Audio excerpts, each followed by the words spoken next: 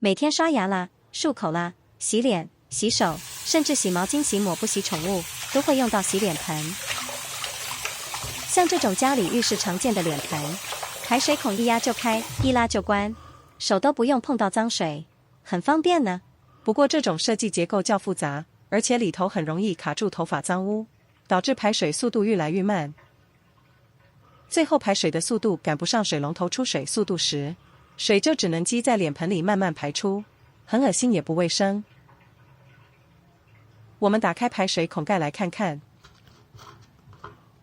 Oh my god， 这么脏，难怪水会排这么慢。这时候该怎么办呢？很简单，只要准备一支水管清洁刷，长条的这种，把刷子插进排水孔里，就能刷出卡在里头的污垢。记得拔出来时慢一点哦，小心脏污喷得到处都是。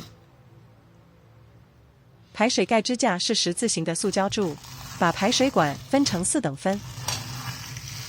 我们就1等份刷完换另1等份，上上下下刷一刷，边刷边开水，可以把恶心的脏污冲走。刷子拔出来时也比较不会到处乱喷。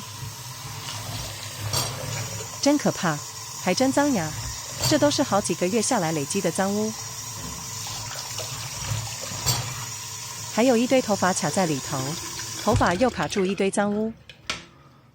拉出来就直接丢掉，别再冲进排水管喽。继续把小污垢冲掉，把排水孔刷干净。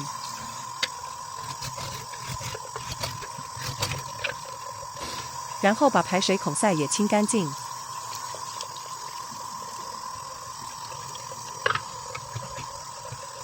再来把排水孔塞锁回去。